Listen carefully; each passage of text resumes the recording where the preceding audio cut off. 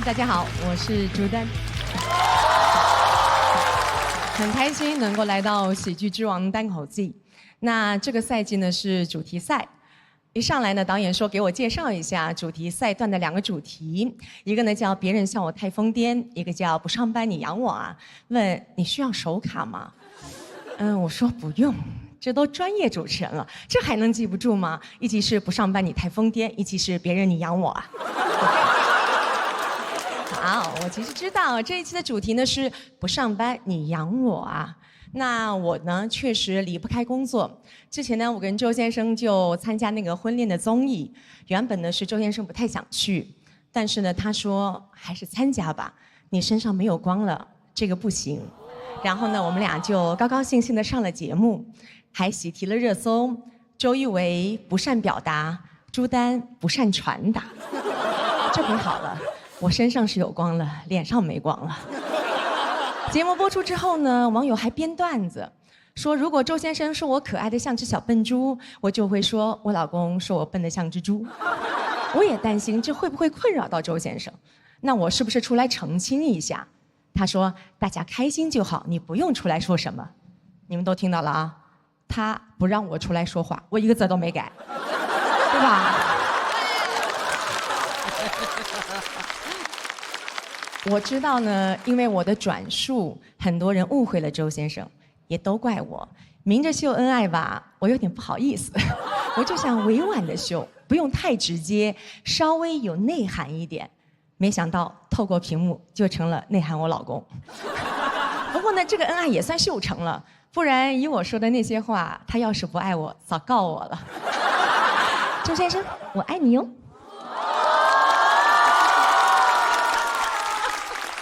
真的很感谢周先生，因为演员是不愿意过多在镜头前暴露自己的，但是呢，他为了我却愿意上这个类型的真人秀。试问天底下还能有第2个人能够让他这样吗？有，张颂文。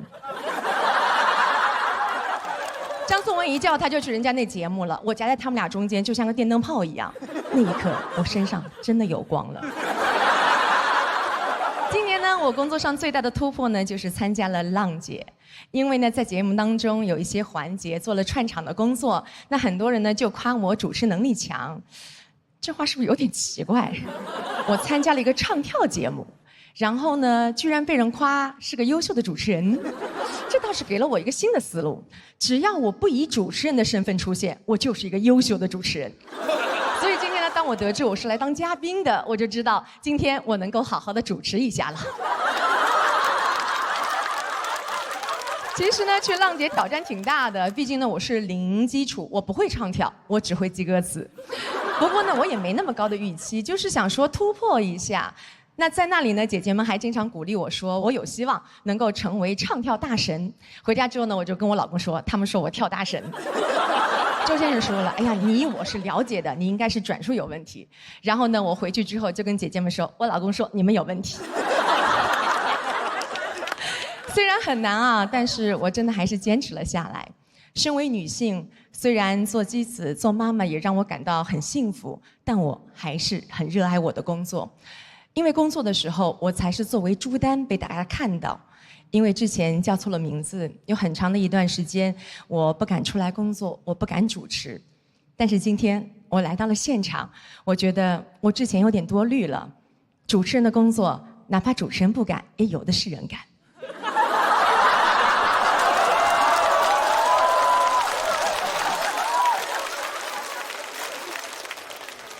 其实网友们说的那些梗呢，我一开始确实还有点介意，但是太多了，心态也变了，也还觉得挺好玩的。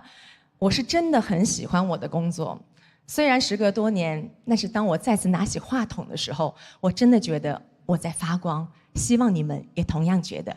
谢谢大家，我是朱丹。哎，大家好，我是周奇墨。哎，感谢大家啊！上来给后面的演员开个场，我要不开场我都不玩这个，谁玩这个？但是开场很难啊，所以我今天就尽力吧。开好了，对于后面的演员是个帮助啊；开得不好呢，就当对他们的一个历练吧。啊，如果没开好，各位就接着帮我鼓励鼓励他们，好不好？好。开场还是得聊一点有共鸣的话题啊。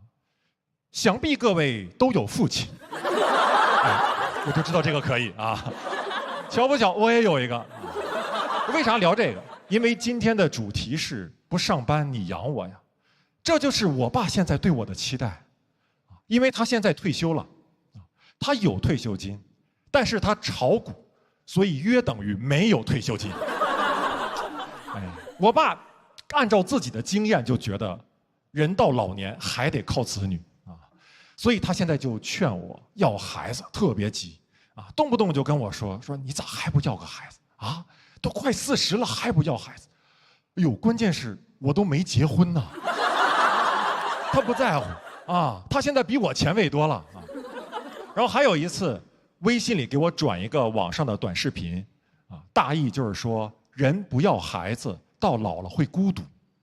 我没有回他，我想让他知道，人有了孩子，你得看是什么孩子，对吧？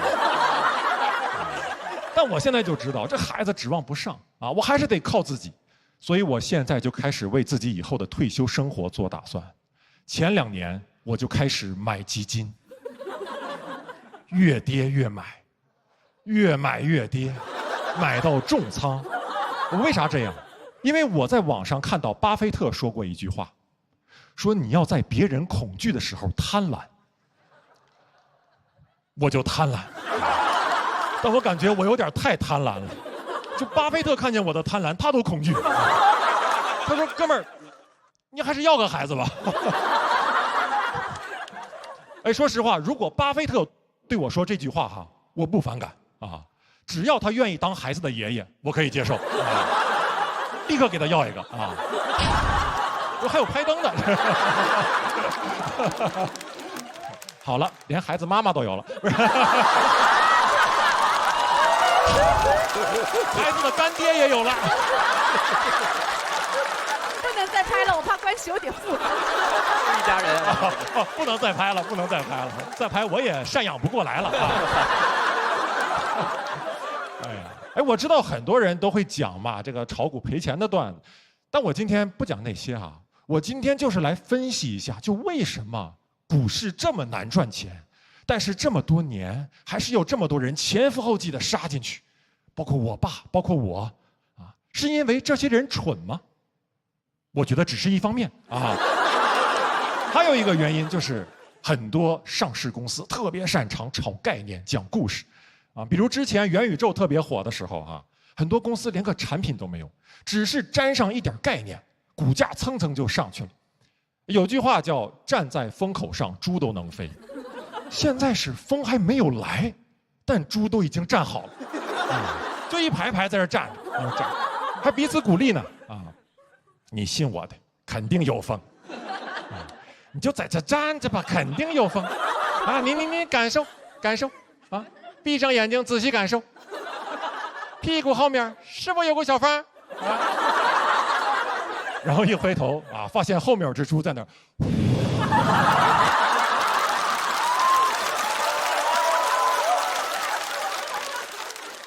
哎呀，后面的猪还在这说呢。哎呀，你们元宇宙不起飞，赶紧起开呀，挡着我了。你谁？我谁？我人工智能啊。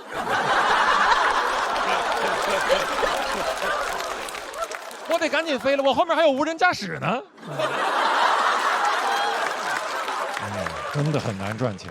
哎，股市难赚钱还有一个原因，就是很多机构向你推销产品的时候，他总要带一句免责声明啊，比如刚跟你说完，说哎，这只基金收益很好，但马上补一句，但历史业绩不代表未来收益啊。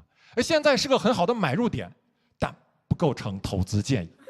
总体来说，股市的长期收益好过银行理财，但股市有风险，投资需谨慎。哎呀，我听完以后就想，什么话都让你说了啊！而且你这话明显就是理性中带着一些蛊惑呀，让人很容易听完以后就恐惧中带着一些贪婪。所以我觉得这招父母应该学一下，催孩子相亲用，肯定比之前管用。你想一下，如果你过年回家，你妈这么催你，说孩子呀，给你找了一个相亲对象，长得可帅，哎，但历史面貌不代表未来长相啊，以后长成什么样妈可说不准啊，但你去见见呗，没啥事儿，人年薪也高，但这个也不构成选择建议啊。总体来说吧，2个人过日子肯定比1个人要轻松一些但婚姻有风险，相亲需谨慎。你听完以后什么感受？你听完以后肯定会想，什么风险？谨什么慎？别人在相亲市场被不幸福的婚姻套牢，是他水平不行。妈，你放我进去。你看我给你杀一个7进7出。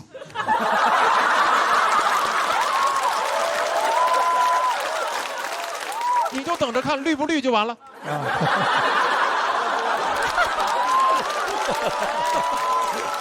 我还看过一组国内的统计数据就男的买基金真的更容易赔钱为啥？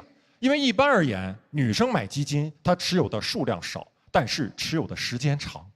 而男的买基金呢，一般他持有的数量多，但是持有的时间短。就女生买基金一般是这种感觉我的小宝贝，我知道你现在啥也不是还有点跌，但我会一直陪着你你是一个潜力股。而男的买基金呢，一般是这种感觉我的小宝贝，跟着哥，以后按月给你打钱。哟，这只基金也不错。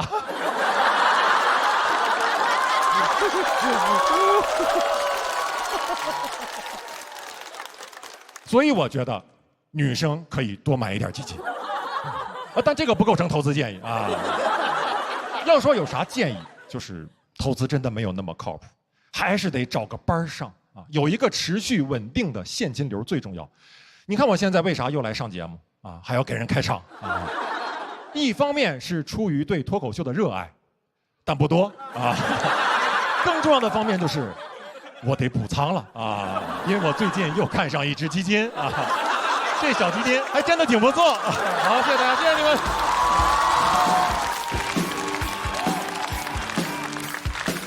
好，大家好我是卡卡。首先感谢这个脱口秀天花板为我热场然后我们这次的主题是不上班你养我呀我为了养自己7年前就来上海上班了那个时候住的还是青年旅社，分上下铺，当时只住得起上铺，因为上铺比较便宜，能吃苦的人都住上铺，怪不得大家总说吃得苦中苦方为人上人。这个上铺是要比下铺便宜100块钱嘛，下铺是1300，上铺是1200，但我的预算只有1000，当时就很想问房东，您能不能再往上加2层？但也没好意思开口。刚来上海我就知道一个道理经济基础决定上层建筑。你们知道上铺离天花板有多近吗？就像今天这么近。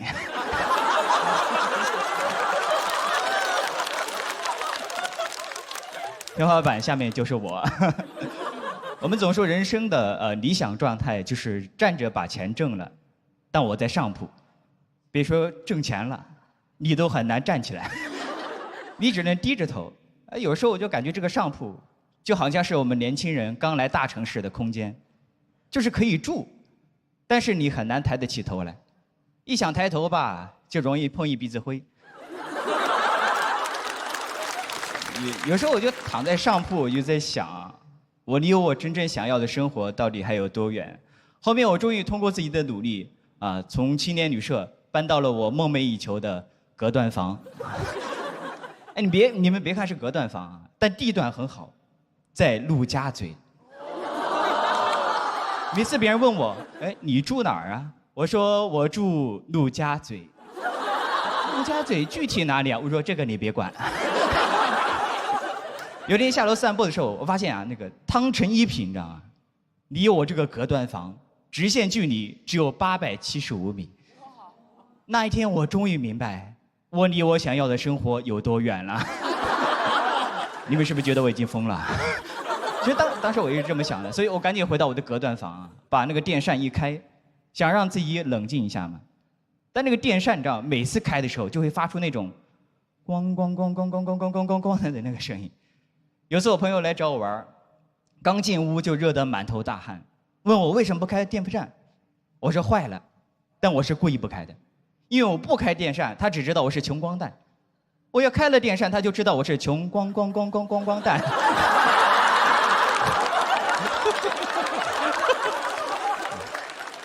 但我还是依然保持乐观嘛，没办法，我天生比较乐观。比如说我们这个隔断房的那个隔音效果特别差嘛，其实就是因为那个墙太薄了，但我觉得总比没有好吧。我还给这个墙取了个名字，叫总比没有墙。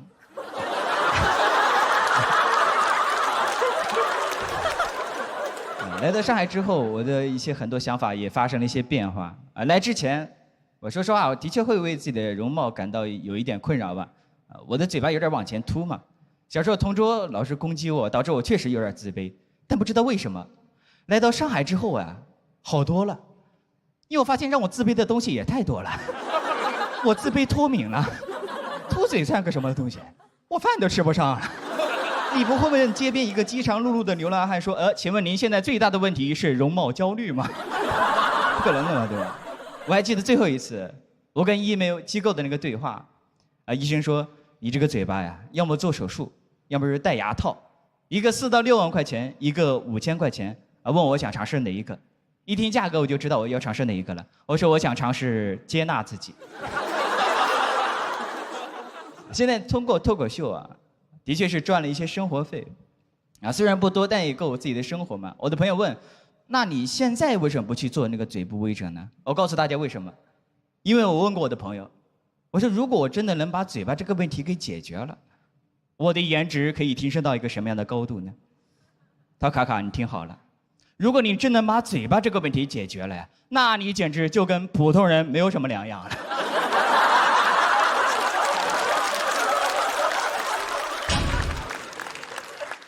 所以也感谢这个平台啊，让我这样的一个普通人也可以站在聚光灯下啊。今天的这个开场的位置是我自己选的，不管结果是什么啊，今天我都是离天花板最近的男人。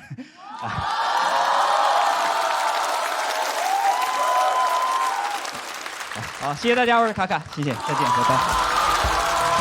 大家好，我是龙猫，欢迎大家。感谢大家热情的掌声啊！我叫龙包啊。我今天给大家聊聊我的工作。我在讲脱口秀之前呢，其实我是有一份正当的职业的。我在一家少儿培训机构当老师。虽然现在好像也不太正经了。我刚去的第一天，我们老板就说：“龙猫老师，你教学生之前你得先招生。”然后递给我一摞传单。我去学校发传单的时候，真的很难发得出去，就没有家长愿意接我手中的传单，是吧？他们都在接孩子。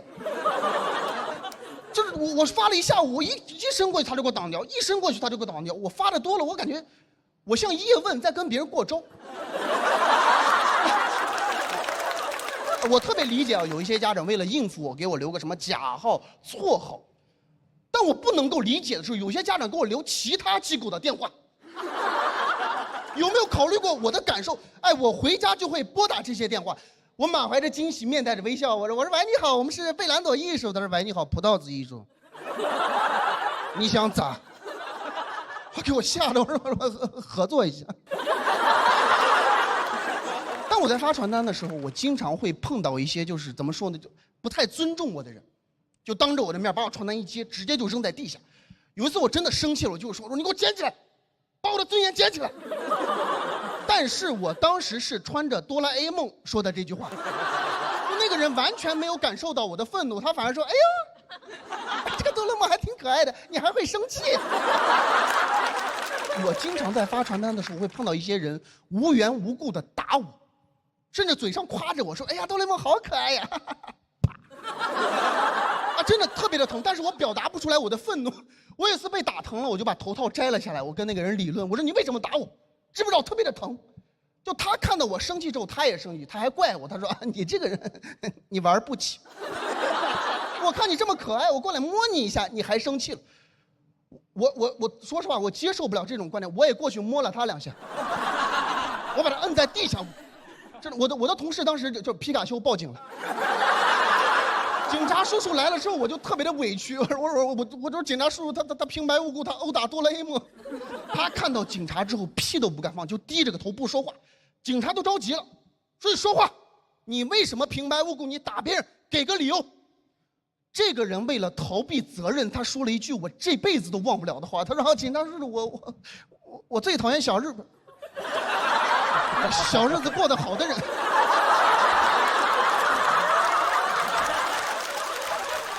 我在旁边真的非常的吃惊，我说还能这么胡说八道？那你怎么不打我的同事皮卡丘？怎么你怕他电你？发展呢真的蛮辛苦，当老师也特别的不容易啊。我特别不理解，就是我们这种培训机构的教室会安那种监控摄像头。它的作用是什么？给大家解释一下，是为了方便上课的时候家长通过这个监控去关注自己孩子的一举一动。但它有个弊端，就是它只有画面没有声音。小朋友天性都很活泼嘛，有时候课堂活跃起来，我可能就会有点管控不住啊，我可能就会我说，哎，明明乖一点，乖一点，不要跟旁边的孩子吵闹，乖一点哦。我都是带着笑容，用非常温柔的语气。可是大家咱们脑补一下，家长在监控下看到这样的一幕，就他可能会脑补很不好的画面，可能在家长的眼里是小崽子给我闭嘴啊，不再说话了打你信不信？还挂在东方明珠上。后来。我想了一个非常无耻的方法，有一次课堂又吵闹了起来，我看了一眼监控摄像头，我说：“明明，你能不能乖一点？你能不能乖一点？还有你们俩，你妈都在监控着看着呢，你让我怎么办？我真是个天才！一节课下来之后，我开心，孩子开心，家长更开心。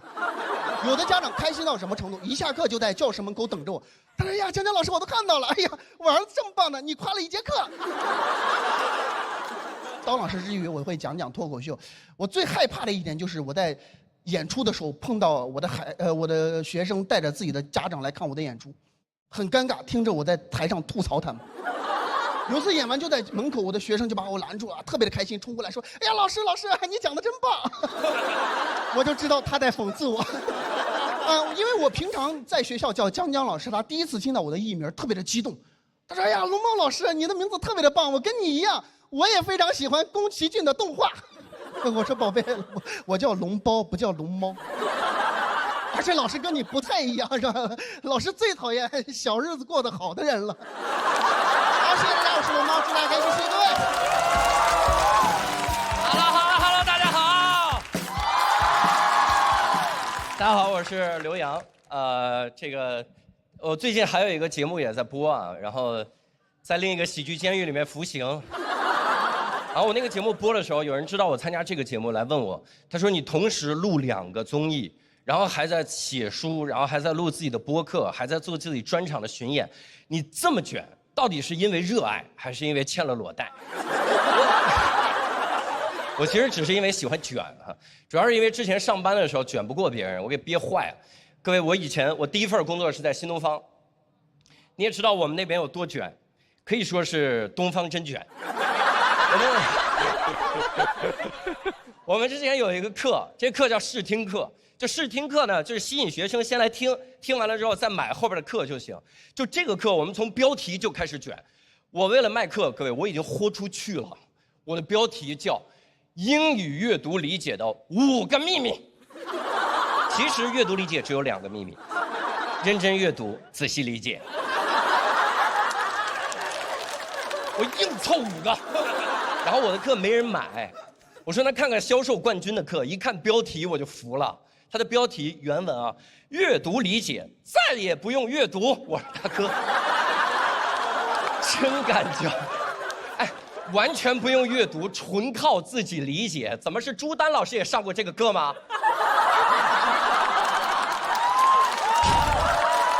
然后一会儿给您下跪，然后。这老师还有一门课最厉害，这门课叫做1个小时搞定英语的奥秘。这门课6个小时。我说那剩下5个小时干啥呢？研究英语阅读理解的5个秘密吗？最狠的是这个老师还来卷我。我有一次惊讶的知道，这个老师跑到10个销售组长那边，人手送了一台最新的手机，求他们不要卖我的课。我天，各位，我当时都惊了，销售组长也惊了。销售组长拿着手机，问心有愧，本来也没人买他的课，何苦破费呢？交给时间不好吗？我也很惊，就为了不卖我的课，各位，你只需要给我6台，我就可以不卖我的课。你给我8台，我可以主动卖你的课。你给我10台，我参加喜剧之王我都卖你的课。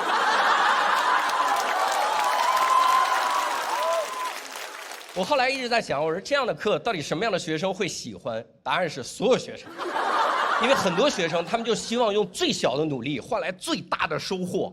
我自己亲身经历，我有一个学生，高考前一天跑到北京雍和宫，站在一个许愿池前，想用他小小的付出获得大大的收获。他掏出一个1块钱的硬币，扔进池子里，说：“希望神仙可以保佑我考上清华。”哎，真敢许啊！我要是神仙，我一把把硬币抓住。我说：“大哥，真的吗？1块钱，上清华，1块钱。”从这儿到清华坐地铁4块钱。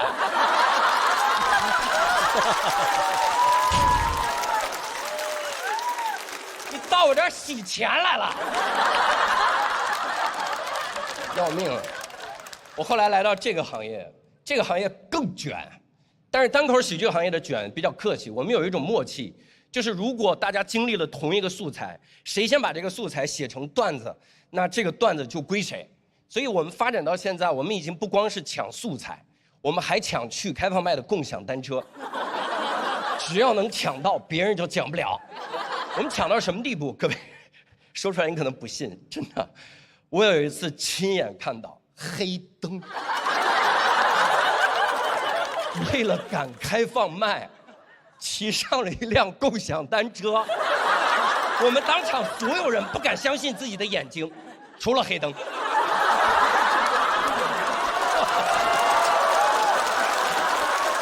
开灯，我给他开灯。太夸张了。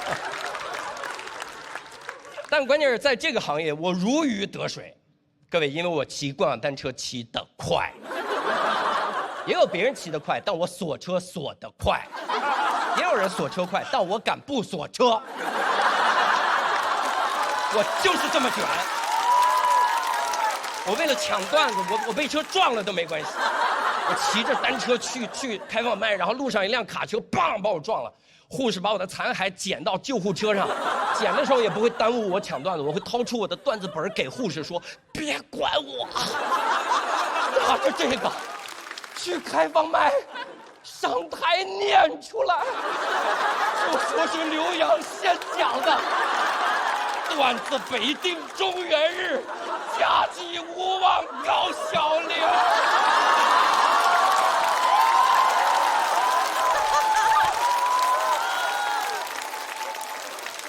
单口喜剧人很少团建，因为我们去团建，大家都不玩，都是彼此提防，谁也不要抢素材。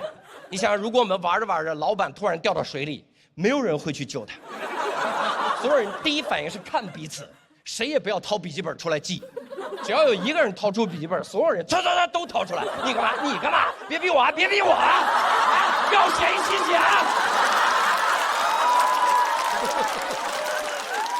这个时候我还得在从中调节，我说大家别抢了，一会儿老板完了。看似我在调解，实际上我在向远处的助手发送莫斯电码，记下这个素材。我就是这么卷。可能最后僵持完了之后，然后一看水面，老板已经没影了。这个时候我们也不会去救他，我们只会掏出1块钱的硬币扔进水里，希望神仙保佑我抢到这个段子。当然，这个多少有点夸张，因为这个时代谁还会为这种情况随身带着1块钱硬币？我就这么卷，而且我不光许愿抢到段子，我还许愿抢到一瓶统一春福绿茶，因为它创新使用了微发酵工艺，温润茶香，如春风拂面，直接就卷到了无糖界。商务段子我都先写了，我就是这么卷。当然，我之所以这么卷，也是因为我坚信，作为一个创作者，持续创作就是他留在场上的唯一方式。所以我希望我即使到100岁的时候，也在跟这帮演员朋友们比着赛着写段子。我希望到时候我真正能做到垂死病中惊坐起，笑问这段子我能写不？谢谢大家，我是卷王刘洋，谢谢大家。好，谢谢大家，我是南瓜。我的工作是个外卖骑手，现在也讲脱口秀，但我讲脱口秀一直很怕，我怕场子没反应，怕冷场，我就特别羡慕我爸，我爸他从来不怕，我爸他是吹唢呐的，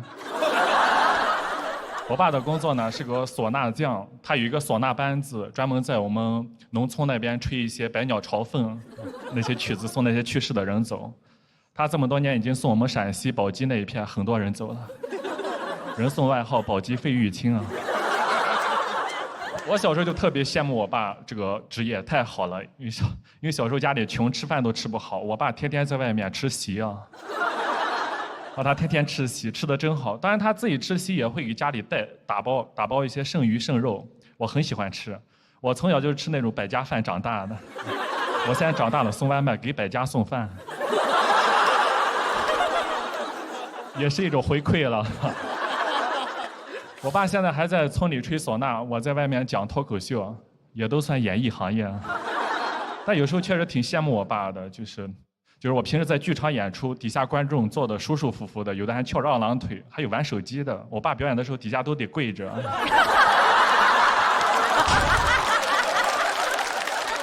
讲脱口秀太难了，讲到好笑你们才笑，讲特别好笑大家才鼓鼓掌的。我爸只要一开口，底下就开始磕头了。我小时候跟我爸练过吹唢呐，练过几首唢呐曲子，还真没想到小学6年级派上用场了。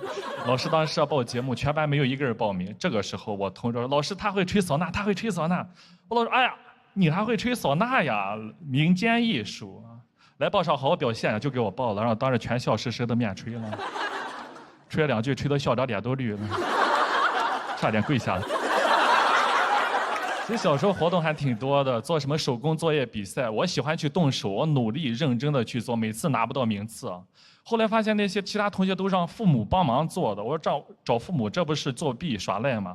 那回去我也找我爸，我爸做的就太专业了，他做那白事上纸扎的房子太好看了。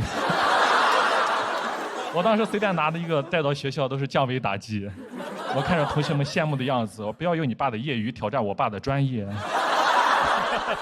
我家里那种纸扎的东西还挺多的。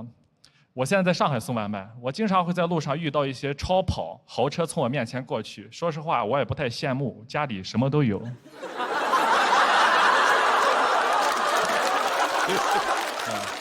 我家还有4合院，还有私人飞机。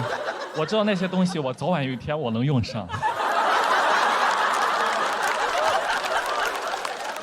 但确实啊，唢呐匠这个工作啊，一直他都没有社会地位。我爸一直被人瞧不起，我小时候也经常被一些同学嘲笑我。他们放了学见了我，你爸吹喇叭的，你爸吹喇叭，吹喇叭。我说吹喇叭怎么了？到时候还不送你爸走？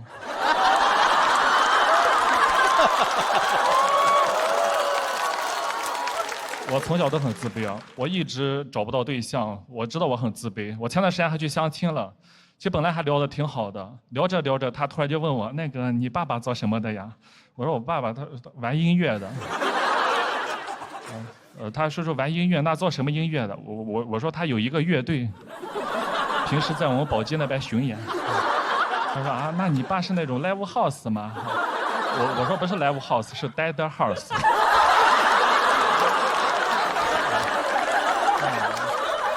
那你爸这个乐队水平怎么样？能不能去参加那个乐队的夏天呀？我说不太适合，他这个呀不太适合线上，平时接触的都是一些 underground。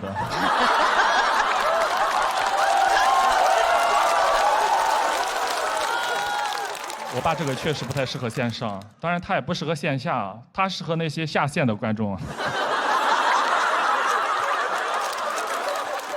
我爸在村里待了一辈子，他连普通话都不会说，更别说表达自己了。当时有个自媒体博主到月社，粉丝特别多，他们找我拍一个视频，一边拍我，一边在我老家拍我爸妈，让我爸对着镜头对我说一些话。我爸对着镜头，哎呀，紧张的什么话也说不出来。那个导演就说：“那你用你最擅长的方式表达一下吧。”非常自信拿出了唢呐。导演说：“你儿子啊，说他最喜欢的歌是《起风了》。”我爸就唢呐练了一首《起风了》，然后对着镜头对我吹了，把我喜欢的《起风了》吹成了上天了。我爸现在也知道我在讲脱口秀，他非常的开心，我们也算是演艺世家了。我爸非常的开心，我今年也是，他也希望我能走上更大的舞台。我今年也是登上喜剧之王这个大舞台，也是上线上了。今天也是非常开心。如果线上表现一般，那我回去演线下也挺好的。如果线下再不行，那我就回去跟我爸做下线。好，谢谢大家，真是开心啊！哎，大家，来，我们先回到人间一下吧。我们先我要讲一个我其实从来没有讲过的素材，就是我大学毕业的第一份工作其实是船员，就是在开那种商船，在远洋。做驾驶员，开那种大集装箱什么的，选择这个工作是因为感觉这个工作就是浪漫而自由，但是上了船发现就是这个船上呢就是偏偏没有自由，你知道，就是我们这工资很高，但是我们工资高都是拿我们的自由换的，就感觉很像在坐牢，你知道吗？就只是坐牢的人他是先挣钱再失去自由，我们是每个月按时给的。我们其实一出海就7个月，一出海就要跑7个月，你知道7个月21天就可以养成一个好习惯。7个月210天，你可以养成10个好习惯。你要是实在无聊，你甚至可以先养成5个好习惯，然后再戒掉5个好习惯。哎，出海半年，归来仍是不良少年。我本来想我环球旅游吧，我是无聊，那我就当环球旅游了吧。但是你知道吧，这不是你决定的航线，公司不知道为什么就一直派我去非洲。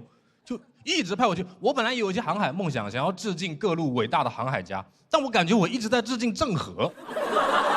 我天天待在南半球，我感觉我头上的旋儿都反了。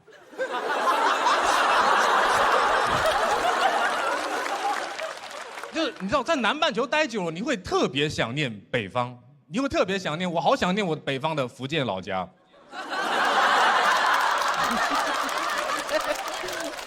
我做实习生的时候，反正还是有很强烈的航海梦想，但我发现那些老船员，就是他们完全对这些一切都非常的麻木，他们觉得这个什么航海就是上班，他们觉得一切都很麻木，见怪不怪。有一次我夜航过了一个群岛的时候，我甚至看到过一个火山正在喷发，我说哇好浪漫，我说二副火山，他居然跟我说我来了好多次了，我一直以为那是个灯塔。灯塔没有冒烟的吧？人家虽然落后，也不至于灯塔烧柴火吧？他对一切都很麻木。我就像有一天我告诉他说，哇，路飞那里有个路飞，他会跟我说，我以为是个渔夫，他来了很多次了。那我们去非洲，我们其实是要经过很多海盗区的，我们是要经过海盗区的。这帮人连防海盗都防的一种班味很重的感觉，就是他们防海盗是防给公司看的，好像就是海盗来了无所谓，但是如果公司发现你没有好好防海盗，可是要扣工资的。我们会在船舷边上弄那种一圈一圈那种高压电网拉一圈，其实都没有通电，因为怕电到自己人。然后会挂一个牌子啊，上面写高压危险啊，写的中文。他说这个电网是国家电网吗？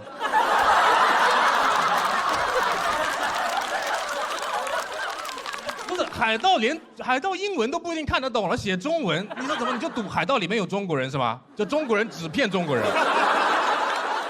然后他们会在船舷边上放一个那种稻草人啊，假装有一个人在那里瞭望。我说都这种时候了，咱就放一个人在那边会怎么样呢？你放一个稻草人在那边，你防海盗还是防海鸥啊？对吧？而且你就是稻草人没有成本，那你要放你就放一排嘛，你就放一排稻草人，万一海盗读过兵法对吧？他一看哇，草船借箭。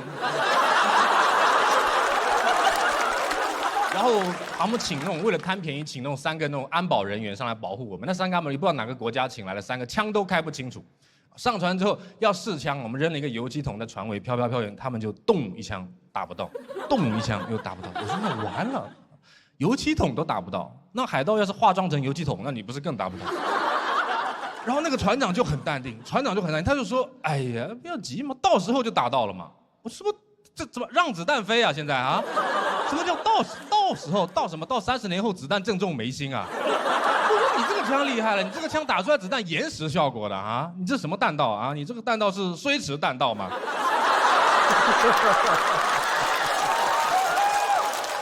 然后3个安保人员就跟着我们跨越印度洋，绕过好望角，嘣嘣嘣就跑到那个西非的一个叫几内亚湾的地方抛锚，一个锚扎下去，然后3个安保人员就走了，然后海盗就来了。哦，真的，但那西非那边的海盗，它不是那种很吓人的海盗，它是那种冷兵器海盗。它的工作模式是半夜偷偷到你的船边，如果你没有发现它，它就会上来抢你的东西。但如果你发现它了，它就会假装自己是在捕鱼。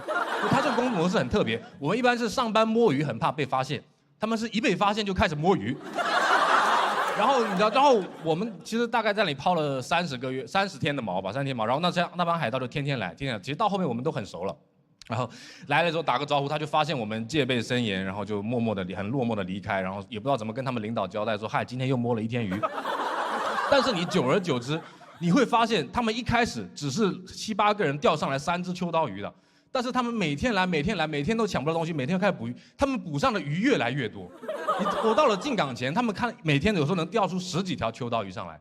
真的到进港前哦，他们有些不怎么来了，可能是发现就是捕鱼可能比做海盗挣钱。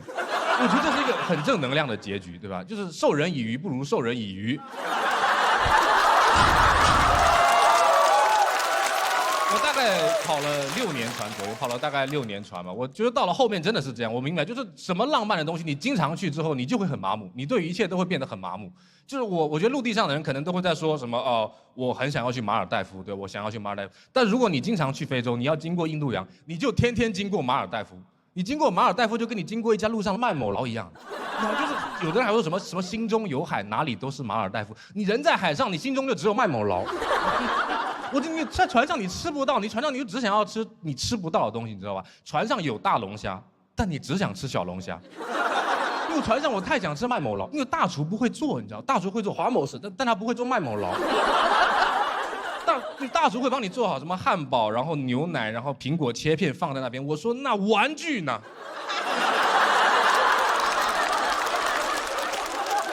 我记得我最后一个航次大概有跟几个实习生在国外靠了一个港口，然后下地之后，他们跟我一起下地。我说你们准备去哪里玩？他们说三副我在网上查了一个沙滩，我觉得很不错。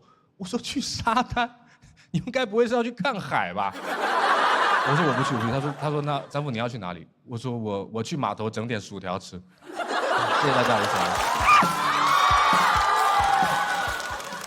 是啊，今天的主题是工作。大家都知道我是毕业于就是 BJ 的 Junior College， 就是北京的大专。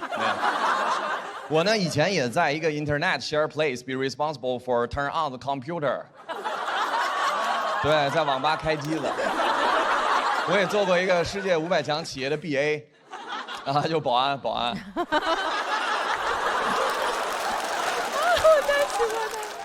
但是今天都不讲这些东西，今天要讲的是我人生印象最深的一份工作，是艺人身份赋能营销师。什么？哎，就是扮演假粉丝接机。有意思了，朋友们。我第一次干这个工作是在我高考失利之后。那个时候我同学介绍，一次100机场集合，普通地铁几块钱随便坐，机场快轨25一趟，我没坐过。我第一次出站一刷卡，咣当，扣我25。我说有黑客。人说孩子就是25，我说你也被黑了。后来所有人告诉我就是25，我大脑一片空白，因为我意识到回去还25。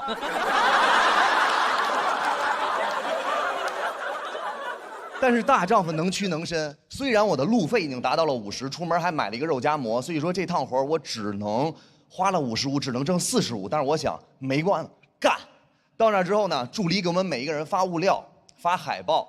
先给你50，找艺人签完字结剩下的50，要求是越疯狂越好。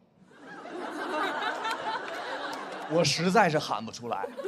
我看那个艺人一出来，我看着他，我说，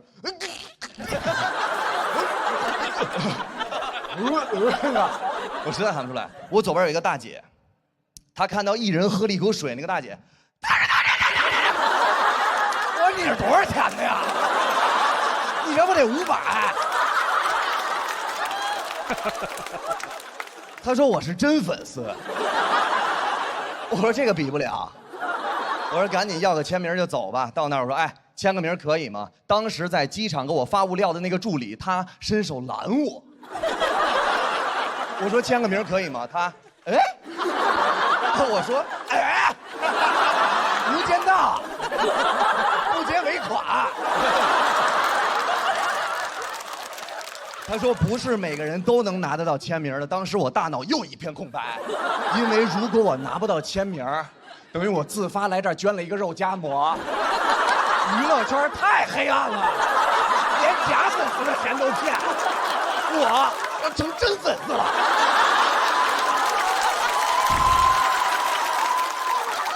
当时知道这事儿之前，我说哎签个名可以吗？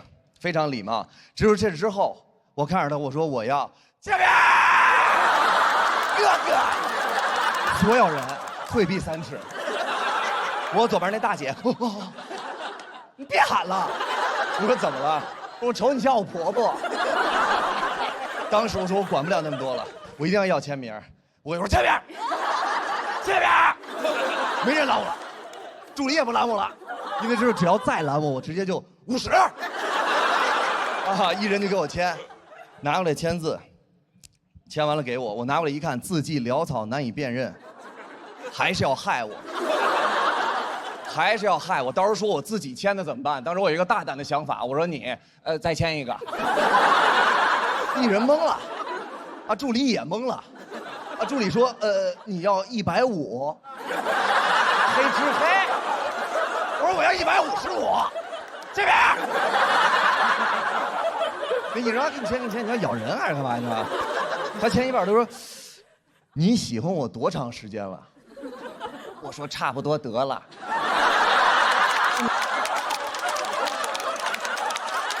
50的不含表演，想看完整表演，请开黄金会员。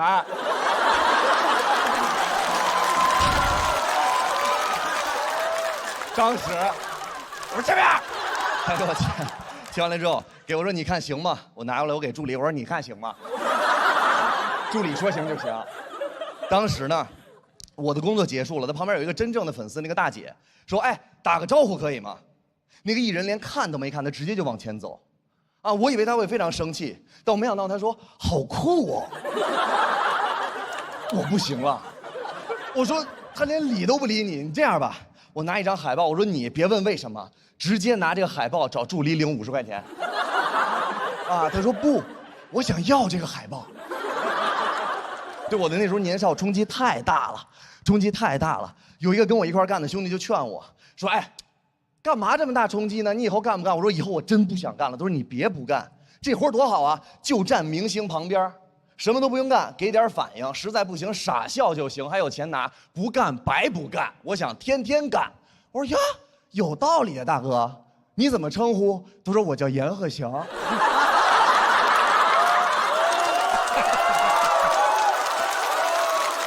我1年没见着明星了。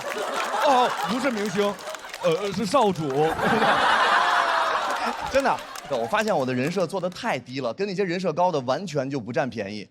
人设高的，他理都不理你，你站了很多小时，你出去啊，你不理他，完了之后他觉得啊好酷哦。我在剧场外边要碰见我的观众说合张影，我说不方便，我的观众直接会说你装你，你什么东西？也没观众管我要签名。我在上海演出啊，我上次来上海，一观众说：“哎，签个名。”我说可以。他看着我说：“笔呢？”我说：“我给你找。”我找完给他，他给我签了一个。但是呢，真的做这个行业之后，我才发现人设做的低才好，这是我长大之后的感悟。首先，第一，我的人设没法塌房啊。我怎么塌？我都不是人。我怎么塌？我没得他，我怎么他？我学历造假。哎，你说你是新东方老师，你是清华毕业的，你都得拿一个论文，人家觉得啊也就这样吧。我不用啊，我在演出北京，我说sin30°等于1/2底下，大哥牛啊，必须行，我没法塌呀。但是最近网上的确说我要塌了，啊，的确说我要塌了。他们开始传这世界之大无奇不有。他们说付航塌房了，原因是学信网查出付航的学历竟然是本科。我不想澄清，人都让我澄清，我说不澄清，就这样吧。我也想进步啊。你见过塌房往上塌的吗？连点普通塌房我塌学区房。我呢，发现观众什么都能包容我。我看其他人一说要结婚啊，其他人都说哦不要结婚不要结婚，其他的观众啊不要结婚不要结婚。我演出的时候试了一下，我说我可以结婚吗？底下观众说你可以结扎。他禁止野生动物表演。当时我就发现，我其实这个人设还挺好的啊，没有什么负担，比较真实。但是我发现也避不开。前2天接了一个活儿，甲方跟我说要提供安保，我说如果我演完出还得穿制服给你站岗，得加钱。他说不是，是给您提供安保。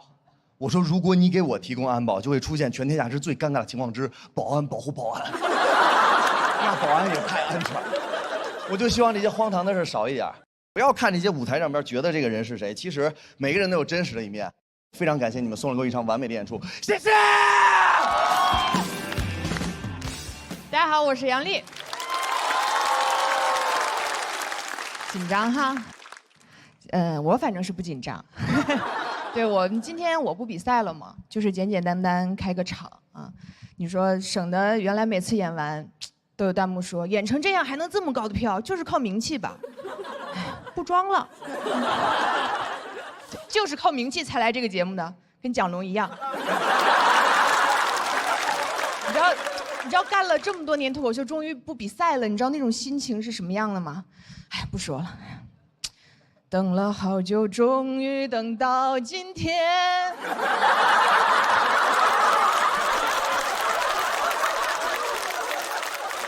这一期我还是准备的非常认真的，不是写稿，主要是练刚才那首歌。你们也知道我的水平，我还专门请了一个老师，他就跟我说你要想唱好这首歌呀，你就要用更难的歌来练，所以他就让我在家练梁静茹的《会呼吸的痛》，然后我就每天在家里想念是会呼吸的痛。练了1个多月，我还行，我隔壁大爷受不了了。来敲我的门说：“小姑娘，我跟你说啊，如果你连呼吸都痛的话，你就不要唱歌了，好吧？你这个痛啊，跟想念没有关系啊，不要再唱了。我刚看新闻说咱们小区的房价突然降了，我怀疑就是让你唱的。我很喜欢我的工作啊，但我就是不喜欢比赛，但我喜欢我的工作，喜欢讲脱，但我主要是不喜欢和周奇墨一起工作。就是他，为什么这么受人尊重？我也想要。”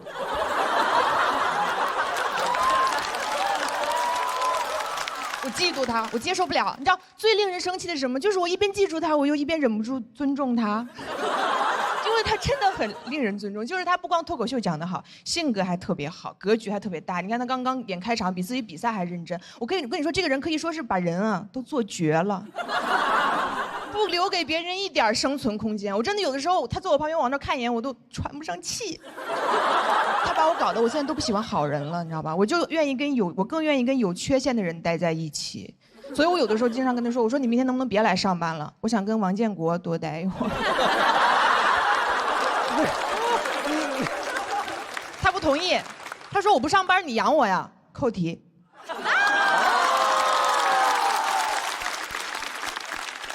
这就是不比赛的脱口秀的魅力。我不瞒你们说，他就是我最羡慕的那种人，就是话少。我常常想他是怎么憋住的，为什么我就憋不住？我就是那种话很多，很不容易让人尊重，就是那种别人刚刚觉得说，哎，这个女的好像有点东西的时候，我就立马多说几句话，向她证明这个女的没有。我这种感觉别人不懂，丹姐原来肯定懂。你说一个人，我就想不通，一个人如果懂得一件事，怎么能忍住不给别人讲？多么自私呀！你比如说我懂的事儿，我不懂的事儿我都想讲。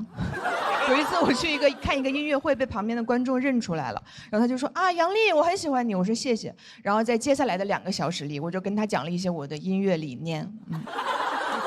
然后他的脸色就越来越难看。散场的时候，我实在有点没忍住，我说：“你不是挺喜欢我的吗？”他说：“我是挺喜欢你的，但是我更喜欢安静。”我很想说安静，我做不到啊，因为我真的没有天分，安静的。好想看杨笠参加浪姐。真的人真的不能话太多，就如果你特别擅长给别人提供情绪价值，你的情绪在别人的眼里就会变得毫无价值。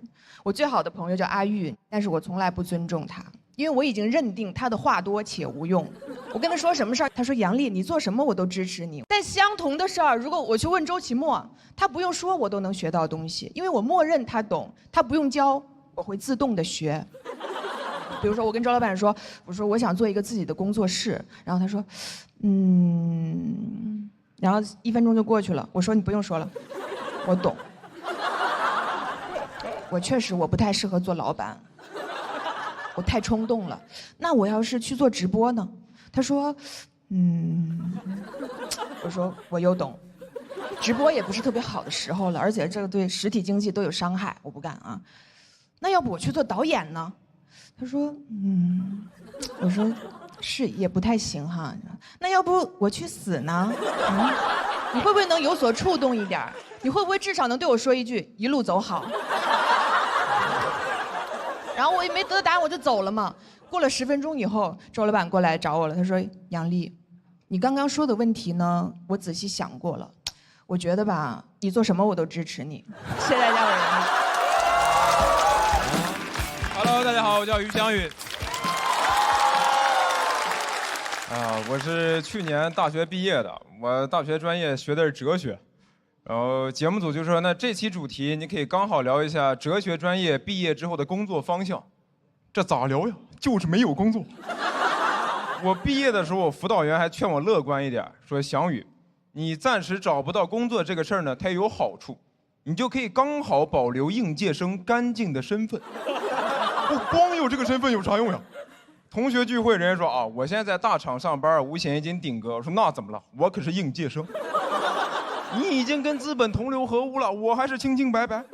有些人活着他已经死了，而我就算饿死，我也是应届生。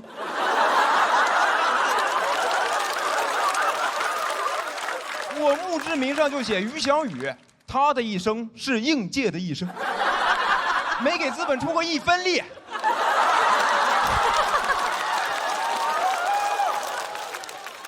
因为我这个专业确实没有什么对口的工作，我就提前干过很多兼职跟实习。我一开始也干过补习老师，教小升初1对1，所以来上课都是些什么家里开公司的或者拆2代的有钱小孩，搞得我就没有任何立场劝他们好好学习。小时候我老师跟我说的是咱好好学习，考好大学，找好工作，过好的生活。但这帮小孩他已经有好的生活了，搞得我每次骂他们我都很心虚。我说你现在不好好学习，那长大以后可就只能出国留学了。你难道希望跟你同学一样，就当一辈子普普通通的房东吗？我求求你了，你就当是为了我学，你让老师挣2个钱儿吧。老师不花，都给你攒着，以后租你们家房子。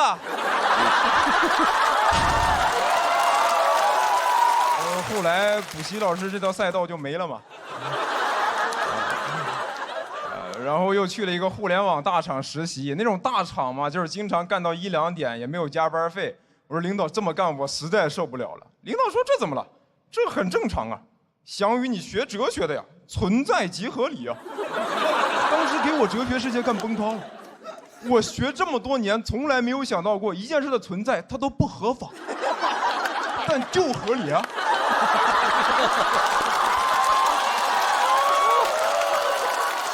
我都有点后悔读哲学了，我就应该学法学，什么他人即地狱，我想送他进监狱。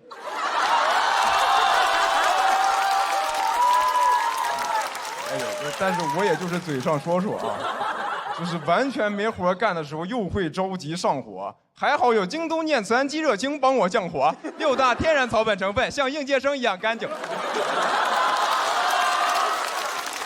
因为我毕业的时候真的是一个 offer 都没拿到，我以前上学的时候还想着什么整顿职场，我甚至想过用《资本论》整顿职场，说没有人可以拿走我的剩余价值。一毕业发现真没人拿，就我的剩余价值不会年年有余吧？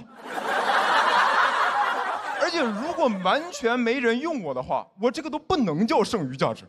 一道菜如果有人吃了，剩下的厨余垃圾都可以勉强叫做剩余价值。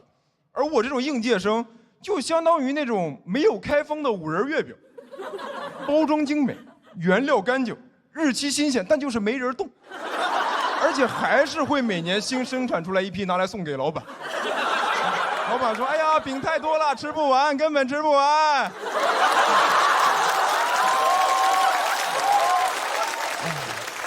现在真的是想卖点力气都难。我不知道你们看到没有，今年还有很多公司直接撕应届生 offer， 就是春招秋招给应届生发了 offer， 临入职了毁约，说这个岗位没有了，你去找别的活吧。我就这么纯耽误人嘛？你这个点让人上哪儿找活去？我觉得这个事儿的恶心程度就相当于，比如说今年年初，爱奇艺就定了我可以来录节目，快开录了跟我说啊，我们这边选手已经满了。我说那我咋办？我为了来这儿，我把别的活都推了，我连春招我都没去。你说现在让我干啥呀？你干点啥不都可以吗？你年纪轻轻的一身力气，要不你就去种地吧，少年。快走吧，快走吧，错过了春招，别再错过秋收了。这事儿给那帮大学生都逼疯了，突然没活干了，也找不到工作，都开始在评论区找工作了。就哪个撕 offer 的帖子最火，就在下面留言，说求捞，墩墩，走过路过的好心人，有工作踢踢我。还有个 HR 在下面找补，说这个公司虽然撕了你们的 offer， 但至少给你们保留了应届生的身份。哎呦，您可真是个大善人。我可得感谢你，只是玩弄了我的感情，没有真的玷污我啊！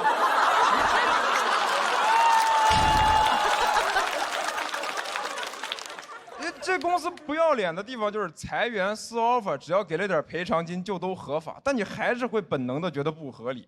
大家想要的就是个确定感，你上学、上班，人生慢慢走向正轨。现在就是会有人突然把你正轨毁了，然后跟你说：“哎，那你现在自由了。”你的人生不是轨道，是旷野，那才是你牛马该去的地方。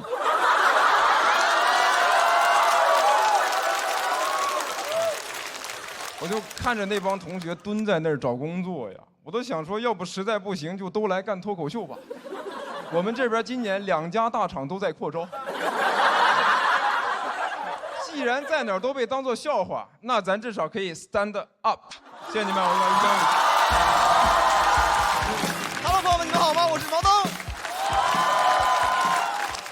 大家好，朋友们。哎，最近你有没有看一个那个消息？就是据说退休年龄从60延迟到65了。看了。我爸今年62了，本来已经退休2年了。看到这个新闻之后，我爸吓一跳，他还问我呢。他说我这2年是不是算gap 呀？他以为还要回去上班，朋友们。我甚至觉得他宁愿回去上班。因为我爸他享受不了退休生活，他没爱好。我之前尝试挖掘过他的爱好，我问过他，我说爸，我说你业余时间喜欢干嘛？他说他喜欢抽烟喝酒打牌。我说爸爸，爱好和陋习之间呢，还是有些区别的。爱好，朋友们，一般需要你付出努力，陋习只需要付出一些寿命。我爸说：“那我爱好遛狗。”我说：“遛狗现在已经快成你的陋习了，陋习要付出寿命。”我爸遛狗主打付出一个狗的寿命，他太好遛狗了，他遛狗太狠了。我跟大家分享一下他有多好遛狗。前几年我老家郑州有一次下大暴雨，我当时看了新闻之后很担心家里，打电话慰问他们。我说：“爸爸，我说家里雨大不大？”他说：“可大。”我说：“水深不深？”他说：“水已经过膝盖了。”我说：“没事就别出门了。”他说：“中。”我说：“你这会儿干啥呢？”他说：“我遛沟了。”他遛沟了，水都已经过膝盖，他去遛狗了。朋友们，我家狗是个泰迪呀，就这么高。我说：“爸，你想让狗死你就直说，就我家狗那个身高，朋友们，仨狗叠一块儿都活不了一个。正常情况下来说啊，我爸喜欢遛狗，但狗也喜欢出门，完美。直到前2年，我爸开始沉迷一个那种走路能够攒步数赚钱的那个 APP， 他就开始试图用这个 app 填补他的 gap。我爸自从有了这个 app 之后，每天固定出门为这个 APP 打工6到8个小时，就纯走。我帮他算过，1个月大概能赚1块7毛5左右。而且我爸主要是每次出门都带狗，狗崩溃了。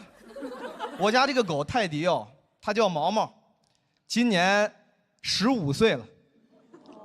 按照人类跟狗这个1比7的年龄换算，105岁老太太，一个100岁老人，天天跟着我爸出门高效燃脂，6到8个小时。哎，我家狗现在8块腹肌 ，BMI 只有9，体脂巨低，健美老太君属于是。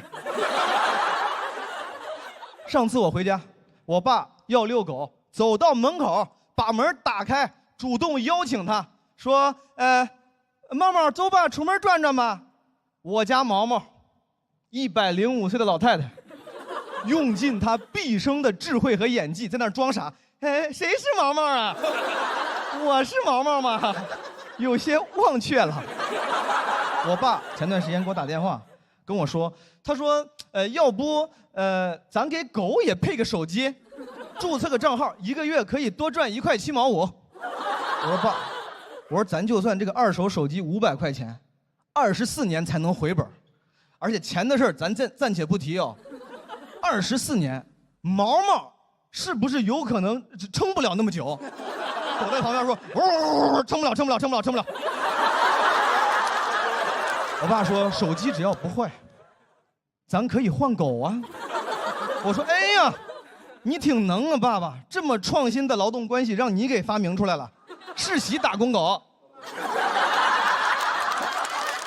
你想啊，我家狗最开始来我家的时候，也不是因为简历有多优秀，能力有多强，就是因为便宜，应届生嘛，属于是。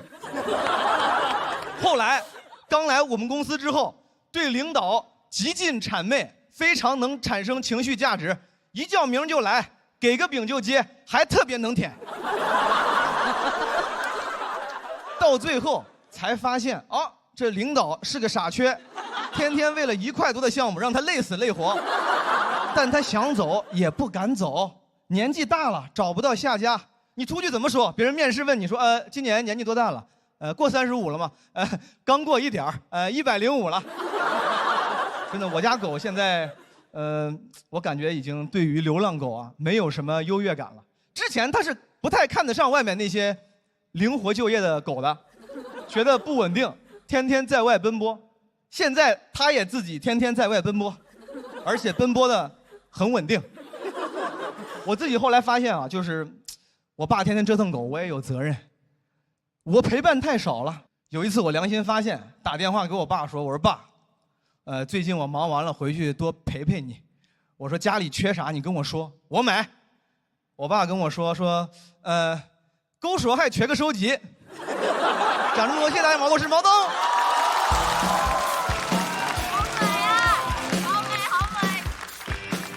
我好美是吗？那你养我呀？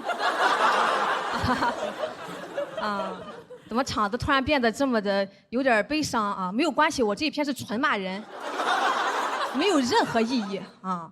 大家好，我叫唐香玉，我平常的工作除了说脱口秀，也做短视频。短视频呢，经常会遇到一些争议。最严重的一次是我吐槽了宝宝碗。宝宝碗在网上还挺火的，大家知道吧？知道。就是有一些情侣吃饭，2人点1碗，男朋友拿个小碗给女朋友分出1口，有的还炫耀，说没有被偏爱过的女生不会懂，谁没有男朋友做的宝宝碗，谁就是没人疼。这太好笑了。我就发视频吐槽了这个事儿，谈个恋爱的还吃不上饭了呢。结果在网上被骂了整整2天，说我见不得别人幸福，缺爱，心理变态。更离谱的是骂我寡妇。党的客服。我说我咋找不到老公呢？哦，已经被我克死了呀！还艾特男朋友来骂，骂贼难听。我说你再骂，我就克你了。我不光克我自己的福，我还克别人的福，我人尽克夫。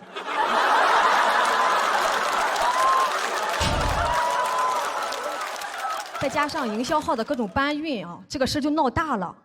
当天微博热搜迅速冲到第8，力压马斯克。老外我照样克。啊，来的都是克。热度越来越高，删了也没有用，删了又跑到我其他视频里去骂，株连9个视频。就在我实在受不了，准备要退网的时候，出现了一个关键转折点啊！转折点来了啊！我的偶像王嘉尔官宣了国内巡回演唱会，咔咔几个热搜，直接把我顶下来了。我当时就反应过来了，我根本不是没人疼。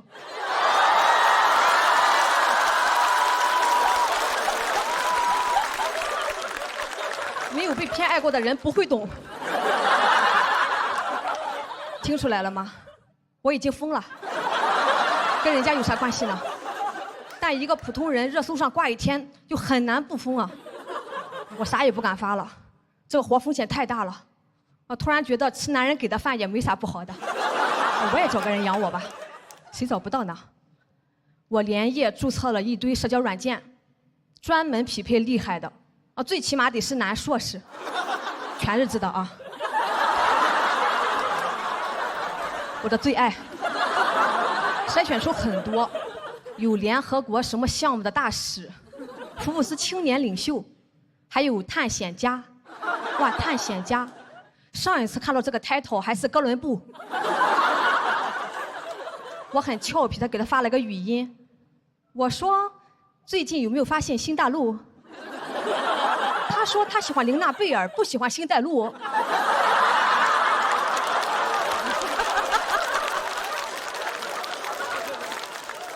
这样的口音条件，我俩还聊了3天。第3天，他就想来我家探险，我都不知道我家有危险。我说那你能不能救救我？我把热搜发给他，他说对不起打扰了，你别挂我可以吗？只有一个弟弟没有退缩啊，还得是年轻人啊。他是一个00后，比我小7岁。啊，我也没想到我这么坏。弟弟虽然年纪不大，但特别 man， 可以说是一个小小男子汉。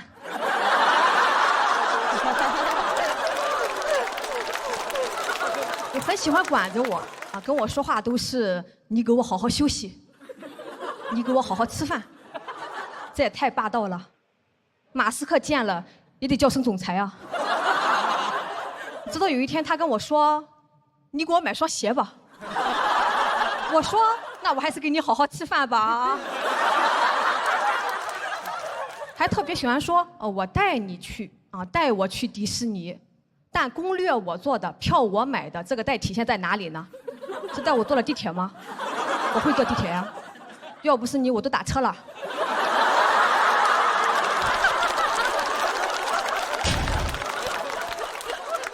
就甚至我朋友圈发过的旅游的照片，他转发给我说下次带你去。你们可能我发了是我去过了，我又不是偷的别人的朋友圈。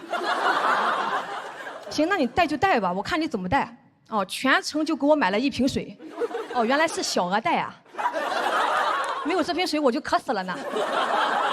我说你可别再带我了，我现在都害怕，将来你走的那一天，会不会也要带我一起走？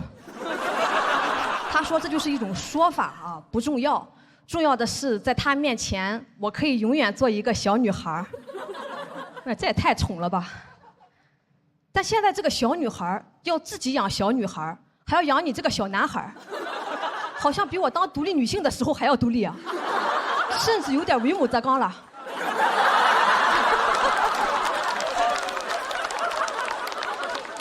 怎么人家找对象有颜有钱，我找对象儿女双全？他说这就是问题的所在，你发现了没有？就说我这个人嘛，性格太强势了，啊，说在我眼里看不到对他的崇拜感，男人都需要崇拜感。我说你花我的钱，我还要崇拜你，我咋不祭拜你呢？小小年纪咋爹味这么重呢？我上网还查了啊，说这种叫爹系男友，这个名字一听就有伦理问题。我这是真的，我这个还存在赡养关系。不上班我赡养你啊！啊，终于出题了。网上对爹系男友的评价还挺高，说是遇到这种男生会很幸福，会把女朋友宠成宝宝。我一看宝宝，那不行，那我的碗岂不成了宝宝碗？我这不是背叛了我自己吗？所以最后我说，要不咱俩还是算了吧。不是我不孝顺，实在是忠孝不能两全呀。好，大家谢谢，祝你们开心，谢谢。Hello， 大家好，我是戴维大家好，很巧啊，我家也有宝宝碗啊，我也是个爹。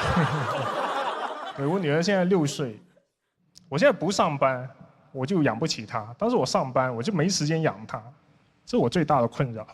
我也想过，要不就当全职爸爸吧，但又怕自己没有办法胜任这个职位因为大家应该都听说过一句话，叫“没有危险的时候，爸爸就是最大的危险”。这句话确实还挺有道理的。我上次带我女儿出去玩荡秋千，那有一对父女也在旁边玩。那个小女孩穿个裙子啊，坐在秋千上面特别文静。然后她说：“爸爸帮我推一下。”非常错误的决定。你们见过有人把小孩当标枪扔的吗？他爸真的一个跳步，走你！然后也不管他女儿吓得有多害怕，在那里好玩吗？好不好玩？我感觉爸爸是在问自己。我忍不住偷瞄了他一眼，我发现他也在瞄我，我一下就懂，这个莫名其妙的比赛已经开始了。你看他表情很明显要挑衅我，你好好学学，看我怎么推出了个大回环，太幼稚了，太幼稚了。所以我跟我女儿说，你抓稳啦。但我还没发力，他女儿就飞出去了，还有是沙地没有受伤。不过他爸不但没有去安慰他，还一直责怪他。我叫你抓紧，为什么不抓紧？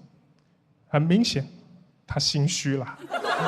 因为当父母做错事的时候，他们都很喜欢通过责怪小孩来为自己开脱。不过这个爸爸他虽然嘴硬他最后还是露怯了。他说了一句我们大家都听过的话：不要告诉你妈妈。所以我家人确实也不是很相信我带小孩的技术啦，就会让我心理压力很大总怕自己会背锅嘛。上次我爸带我女儿出去玩，女儿摔破下巴。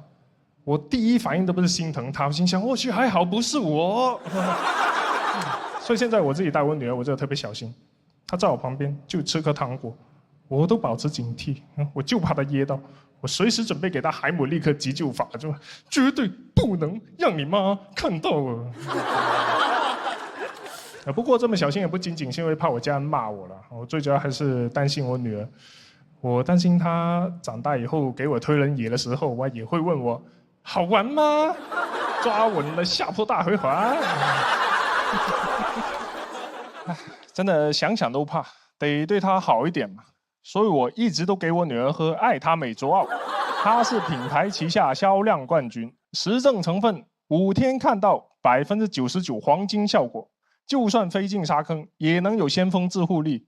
喝爱他美，不靠谱爸爸也能做的靠谱选择，这个绝对要让你妈看到。金主爸爸必须要鼓一下掌，这还是想多陪陪我女儿啦。有时候会跟她一起玩玩具。我女儿她有一个这种儿童版的大冒险，就有一个转盘转到什么你就做什么。有一次跟她玩输了，我一转到一个亲一下爸爸，我就说好来吧，亲我一下吧。她说不对，是你输了，是你去亲一下你爸爸。我不知道你们跟自己爸爸是什么情况我跟我爸虽然认识35年。我们关系还没到那一步，我想蒙混过关。我说不是啊，这是你的游戏，应该你亲我。但小孩他对这种规则特别较真，特别固执，说不是就是你输了，你去亲你爸，快去啊，就跟我吵起来。我爸全程在旁边一言不发，假装听不到，在那里玩手机，感觉他也很害怕。没办法，我不能在我女儿面前当一个破坏规则的人，我就硬着头皮走过去。我爸也很僵硬，我俩硬碰硬，我就亲了一下他额头。我嘴唇都不敢撅起来，我就这样，他就碰了一下。我设计这个游戏的人肯定觉得是个很温馨的场景啊，他完全没想到是在挑战5000年中华文明父子关系的禁忌。我也没想到啊，明明父慈子孝啊，怎么搞得偷感这么重？那亲完以后，我女儿就满意了，说好，我们继续玩。我爸说，我先下楼买个菜，你们自己玩吧，今晚我就不回来了。其实这件事让我挺有感触的。就我小时候是有亲我爸的，但不知道从什么时候开始，好像亲爸爸就变成了一个大冒险。所以我现在其实最希望就可以平衡好上班跟养我女儿，给她足够多的陪伴。就对于我女儿来说，亲爸爸永远都不会是一个大冒险。好，谢谢大家，我是戴。大家好，我叫史岩，参加这个节目挺开心。真人秀导演跟我说呢，让我给他拍点生活vlog，他要剪片子里头。我说这个生活vlog最近可能是拍不了，我们家最近冷战呢，没人给我拍。他可高兴了，他说太好了，你让你老公给咱拍点冷战的vlog吧。冷战的vlog，知道啥叫冷战吗？谁先说话谁就输了。我这把宁可节目输了，我也不能输给他呀。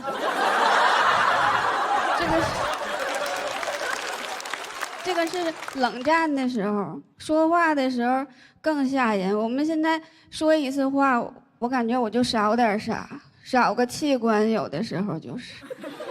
我有的时候跟他说，我说帮我找一下眼镜，他说你没长眼睛吗？我说老公，帮我给手机充一下电呗。他说你是不是没有手？哎，多爷们儿，我喜欢这种。然后有的时候在单位被领导批评了，我就回家跟他诉诉苦。他说你没长脑袋呀。真的，他要这么说我就不爱听。我要是没长脑袋的话，我眼镜往哪儿挂呀？我回手我就给他了一个嘴巴子。他说你打我干啥？我说你脸上有个蚊子。他说有蚊子你就给他轰走呗。我说主要也不是想轰蚊子，主要是想告诉你我有手。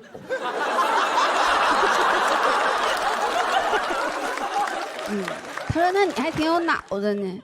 是我第二天我就给我们家蚊子都给杀一遍，我怕蚊子落我脸上。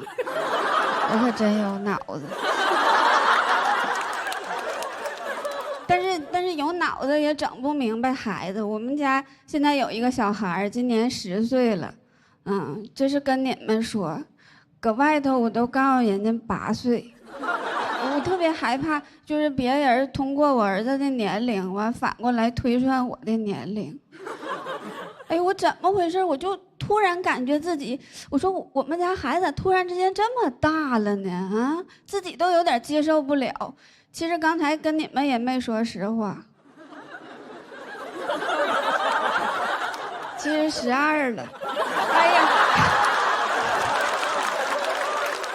咋这么大了呢？这么大个孩子，真的当家长这些年净上当了。前一阵有一个兴趣班给我打电话，他说我们最近新招了一个老师，30多年教龄，让我去试听。我去听了一下，我说你这个不止30年吧，你这个最起码得有80年教龄了，比我说话还慢呢。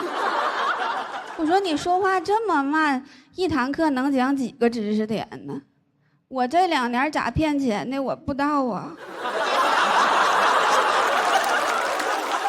孩子还是应该少上点兴趣班，多看点书。我就给他买了几本作文书，这作文书前边讲的可好了，翻开作业给我吓一跳。他说请你和莫言比一比，看看谁的描写更生动吧。我儿子还能跟莫言比，咋的？我儿子是余华呀，余华也不能同意呀。再说了，我也不能同意。余华都60多了，我12我都嫌大。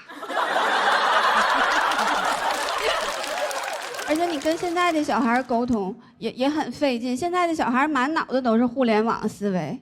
前2天我儿子跟我说，他说妈妈，能不能上闲鱼上给我收一本写完的暑假作业呀？我说孩子，闲鱼上都是没写的。他说那正好把我这挂上，我这没写。然后有的时候也挺担心他早恋的问题嘛，我就侧面的问一问，我说孩子，你们班有没有那种小孩有男朋友或者是有女朋友的？他说妈妈，基本上都有了。我就特别紧张，我说哎呀，我说孩子，那你有吗？他说我没有，我是一个孤儿。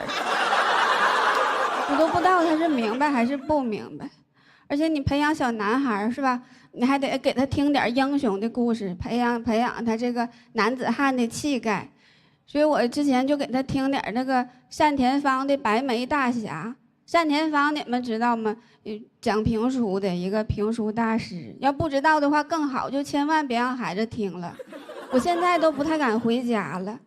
我一推开门，我说孩子，妈妈回来了。哇呀呀呀呀呀！妈妈来得好。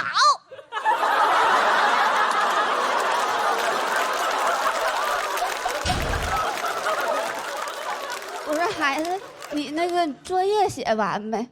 妈妈给检查检查。妈妈拿命来！我说我咋睡不着觉呢？总想要我的命，我现在天天晚上感觉有人要害我，总想要我命。我看他是真想当孤儿，但是想当孤儿也挺好，最起码这个事儿我老公可以参与一下了。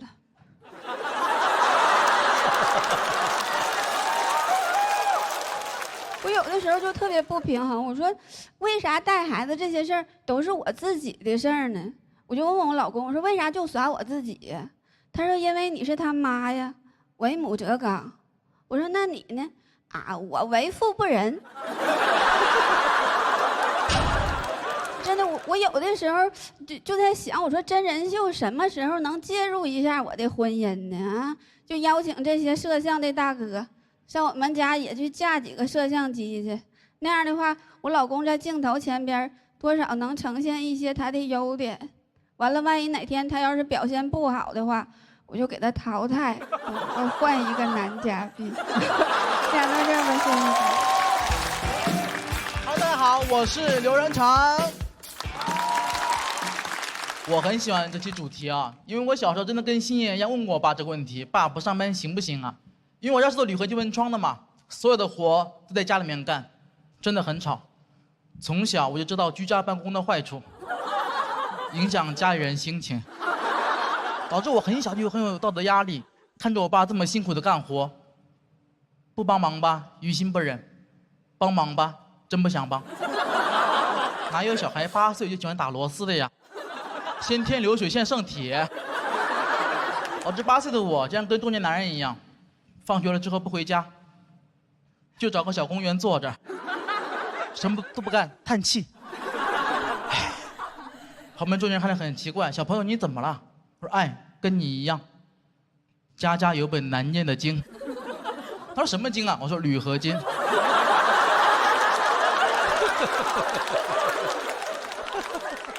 我家工作真的很辛苦，大概7、8年前吧，我在家干活的时候，当时是特别热的天气，跟最近差不多，特别热。我家接了个活，去装栏杆，我当时不太愿意接，太热了。我说你在哪装啊？他说18楼顶，给我气坏了。这么热的天，18楼顶，怎么嫌我离太阳不够近呐？39度的天，18楼顶装栏杆，你什么人呢你？那老板说我可以出2000块钱的高温费。哦，原来是个慷慨的人。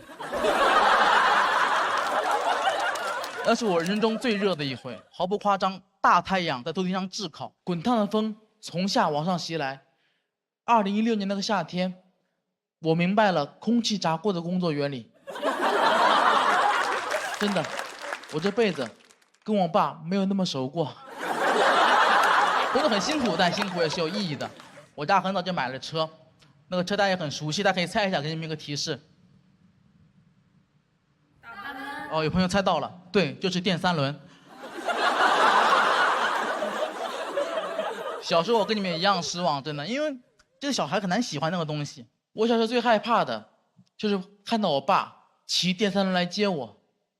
就你们可能听过一句话，已经很流行，说宁愿坐在宝马车里面哭，也不愿意坐在自行车上笑。你看，话都说这么难听了，他都不好意思拿电三轮举例。坐在电三轮上，哭笑不得。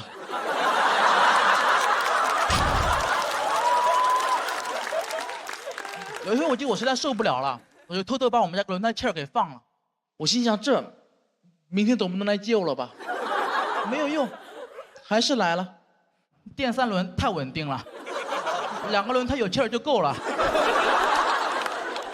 你听我爸就那么歪歪扭扭把我送回了家，哇，真是弄巧成拙。那天之后，同学们都传我把电三轮压塌了。现在想起来，那时候真的很幼稚。我小时候对我们电三轮这种嫌弃是没有道理的。电三轮什么都没有做错，他做错了什么？他只是比普通电瓶车多一个轮子而已。多一轮怎么了？我现在就想多一轮。能多一轮是一轮，3轮不够，我要2个3轮，我要走6轮。但学我数学之后嘛，我也得去骑电三轮送货。长大不一样，很快就坦然接受这个事实。我发现其实我还挺喜欢骑电三轮的，而且我不得不承认，我的气质就像骑电三轮的。就在路边随便辆电三轮，只要我坐上去，你就感觉那是我的车。大家不要小瞧电三轮，我给大家安利一下，姐妹们，真的非常好。电三轮真的很不错，很棒的。电三轮特别能装货，就市面上所有号称自己空间大的 SUV， 都比不过电三轮。SUV 你空间再大，那也是有极限的。电三轮，只要你敢往上叠，偏空才是你的极限。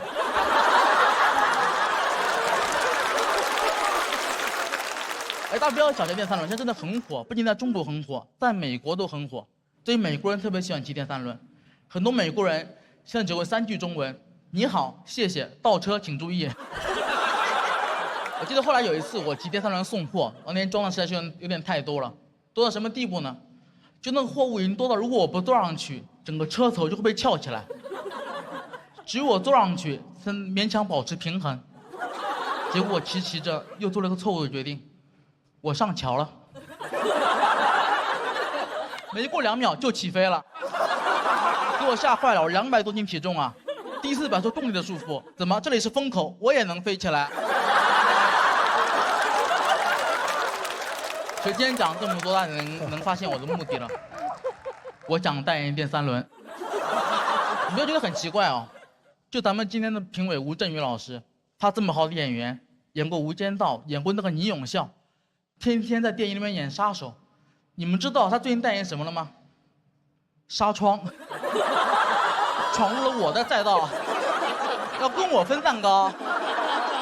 后来我去了解了一下，我发现我确实错怪吴镇宇老师了。他那玩意儿我代言不了，他代言的是防弹纱窗。太夸张了，吴镇宇老师，你这玩意儿比电三轮更适合销往美国。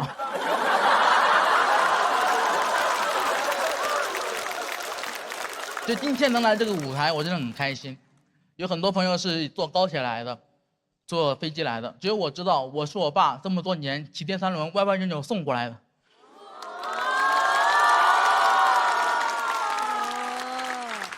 早知道要这么久，我就不放那个气儿了。所以大家应该听出来，我今天这段表演，就是我送给电三轮的一首情诗。古有李白赠汪伦，今有小刘赠三轮。喜剧之王高100米，不及三轮赠我情。我希望有一天，我能看到我爸骑着我带着电三轮来接我，那时候我不仅不会害怕，我还会亲他额头一下。我跟我爸说：“爸，别上班了，我养你啊。以后只要你想，你可以永远做电三轮笑，只要你想，你就是倪永孝。”这家伙说的